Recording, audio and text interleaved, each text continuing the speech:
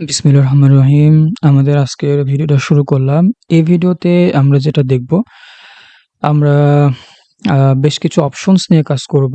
Use কোয়েরিটাকে আমরা কিভাবে আরো কিছু ফিচার দিয়ে কাস্টমাইজ করতে পারি সেটা আমরা দেখব। আচ্ছা, গত ভিডিওর শেষের দিকে যদি আপনার মনে থেকে থাকে, যদি না থেকে থাকে তাহলে আপনি একবার দেখে আসতে পারেন। মেবি ১৫ মিনিটের পর থেকে আমরা একটা সমস্যায় পড়েছিলাম। সেটা হচ্ছে যে আমরা একটা এরর থ্রো করেছিলাম এবং সেই এররটা আমরা আমাদের ফ্রন্ট এন্ডে দেখানোর চেষ্টা করছিলাম। কিন্তু যেটা হচ্ছিল, এররটা দেখাচ্ছিল না। তো আমরা কনফিউজ হয়ে গিয়েছিলাম যে এটা কেন দেখাচ্ছে না। তো ফাইনালি যখন এররটা দেখালো এবং সাডেনলি আমরা হচ্ছে যে আ বুঝতে পারলাম যে আসলে এররটা কেন আ আসছিল না ইমিডিয়েটলি, এবং সেটার কারণটা আমরা ব্যাখ্যা করেছিলাম, যেটা ছিল হচ্ছে আমাদের আ কোডটা যখন এরর থ্রো করে এই অ্যাসিং ফাংশনে, তখন হচ্ছে যে আমাদের ইউজ কোয়েরি বা আমাদের ট্রান্সট্যাক কোয়েরি হচ্ছে যে সে রিট্রাই করতে থাকে। ওই ডেটা বা ওই এপিআই কে কল করে আবার রিট্রাই করতে থাকে। তো এই রিট্রাই এর কারণে একটু ডিলে হচ্ছিল। আচ্ছা, তো আমরা এখন যেটা করব, আমরা হচ্ছে যে কিছু অপশনস ব্যবহার করে আমাদের এই ইউজ কোয়েরিকে আমরা কাস্টমাইজ করব। প্রথমে আমরা যেটা কাস্টমাইজ করব, ধরেন আমরা চাচ্ছি যে আমাদের যদি কোনো এরর থ্রো করে তাহলে কোনো রকম রিট্রাই হবে না। ঠিক আছে? তো সেটার জন্য আমরা কি করতে পারি? আমরা প্রথমে রিট্রাই নামে একটা এখানে কি ব্যবহার করতে পারি? এখানে ট্রু or ফলস আমরা ব্যবহার করতে পারি। তো আমি এখানে ফলস বলে দিলাম যে যদি আমার এখানে কোনো রকম এরর থ্রো করে তাহলে আমি কোনো রকম রিট্রাই করতে চাচ্ছি না। ঠিক আছে? এবার আমি একটা হার্ড রিফ্রেশ করি। দেখেন, যেই আমার এররটা হচ্ছে ইমিডিয়েটলি কিন্তু কোনো রকম ডিলে ছাড়া আমার দেখেন এই এররটা ডিসপ্লে করে দিচ্ছে।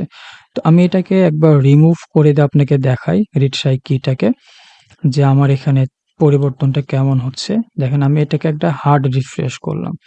যখন হার্ড রিফ্রেশ করলাম, দেখেন পোস্ট লোডিংটা কিন্তু অনেকক্ষণ ধরে এখানে দেখাচ্ছে।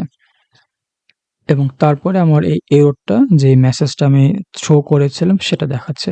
তো আপনি চাইলে এখানে রিট্রাই কে ট্রু ফলস ব্যবহার না করে আপনি রিট্রাই টাইমটাও কমাইতে পারেন।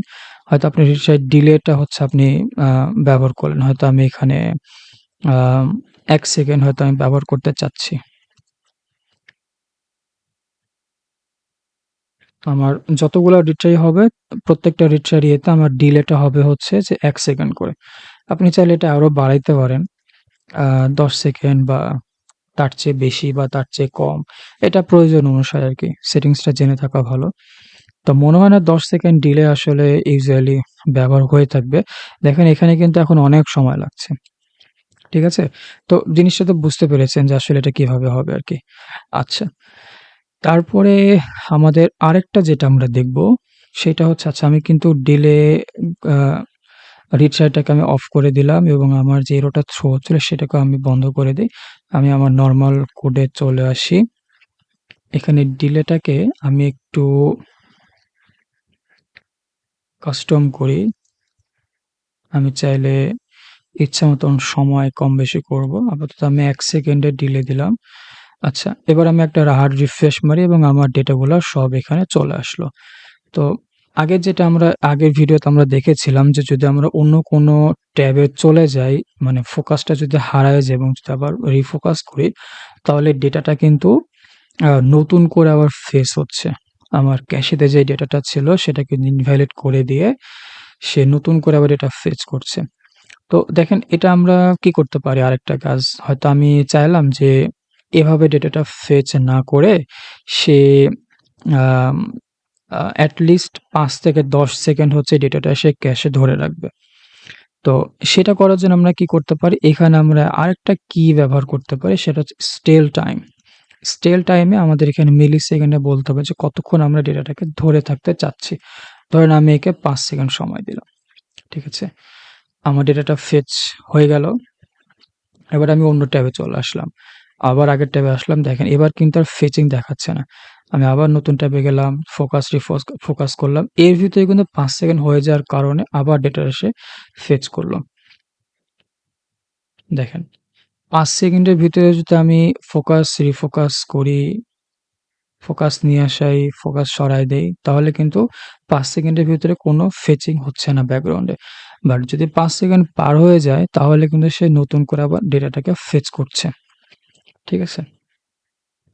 আচ্ছা, এখন ধরেন আমি চাচ্ছি যে আমার আ উইন্ডোটা ফোকাস সরায় দিলে এখানে যেন কোনো হচ্ছে যে আমার ইয়ে না হয়, ডেটা ফেচ না হয়। তো সেক্ষেত্রে আমি এখানে ফলস করে দিতে পারি।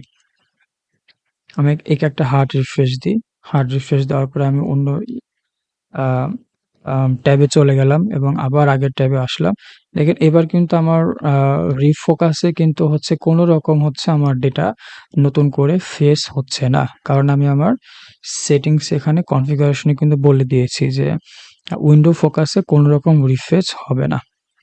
ঠিক আছে? তো এই ছিল আমাদের কিছু খুবই বেসিক কনফিগারেশনস। আ এগুলা এইভাবে আমরা বেশ কিছু কনফিগারেশনস আমরা আরো আছে, সেগুলা ব্যবহার করে আমরা আমাদের হচ্ছে এই কোয়েরির নেচারটাকে বা কোয়েরি কিভাবে কাজ করবে সেটাকে আমরা কন্ট্রোল করতে পারি। বিস্তারিত দেখার জন্য অবশ্যই আপনারা ডকুমেন্টেশনটা দেখবেন। ডকুমেন্টেশনে তারা অনেক বিস্তারিত দিয়ে থাকে। আর এই পর্যন্তই মোটামুটি আমাদের আজকের ভিডিওটা। সামনের ভিডিওতে আমরা এই কোয়েরিতে আরো কি করা যেতে পারে বা আমরা আরো কিভাবে চেঞ্জ করতে পারি সেটা আমরা আরো বিস্তারিত দেখব ইনশাআল্লাহ। ততক্ষণ সবাই ভালো থাকবেন। আল্লাহ হাফেজ।